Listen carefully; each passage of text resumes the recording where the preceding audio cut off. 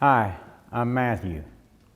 I've been HIV positive since October 19th, 1997.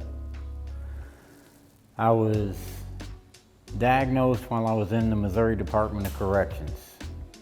When I was diagnosed, we were still being segregated, the HIV and AIDS patients. We were currently under a lawsuit trying to end this. For me, when I was diagnosed, they called me over to the medical building. Unbeknownst to me, while I was going to medical, thinking this is just another appointment, they're calling back at the housing unit, and all my property is being moved from the housing unit I was in to the HIV AIDS housing unit 1. Okay?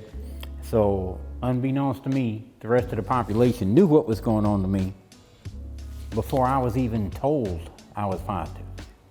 Now, this, when I was told, probably about 10 minutes after they started moving my property,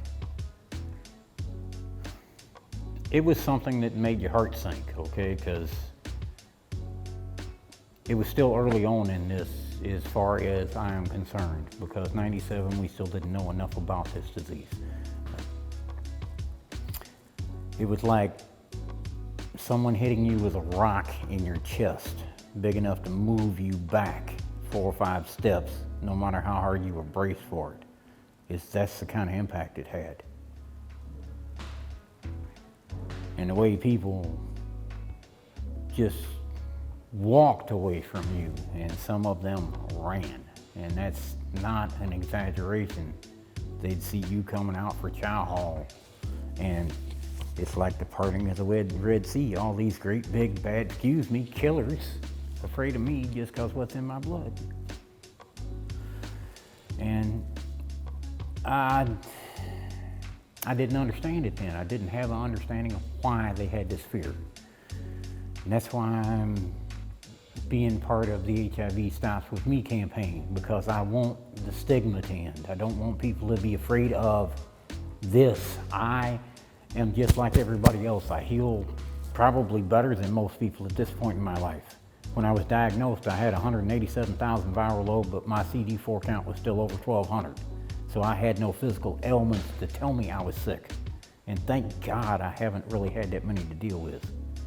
I've been through 3 regiments in my time, and I've been undetectable for a solid 13 years straight now with no issues staying undetectable. I have come from prison to Rochester, New York, where I met my wife in church. And before we knew it, we were both telling each other that we were positive, and neither one of us knew that the other was. So it's not really a stigma to me. And I'm trying to make it where people are not afraid of this. Just because what's in my blood, it's in my blood. I can't give it to you because I'm not out here using drugs with you. I'm not having blood transfusion. I know when I have sex, I'm safe because, number 1, it's a choice. Number 2, I use a condom. I try not to ever take a chance at putting my wife at risk of maybe ours come together and make something different. And on this, there really isn't enough research for me to understand. HIV is something to embrace, actually. Because if you don't embrace it and take your medications to stay undetectable, then you're not ever going to have a chance at having your real life again. My life started when I started sticking to my regimens, taking them daily as I'm supposed to, and I watched my viral load decrease to nothing. My life changed when I realized it will stay here and I can live a life just like anybody else. My life changed for me because I don't have the fear of this, and I don't want anyone else to have the fear of this that is still there. My life changed because I want to change everyone else's life in the way they look at me and anyone else with HIV, AIDS, or any other disease that we cannot cure. Stigmas need to all go away.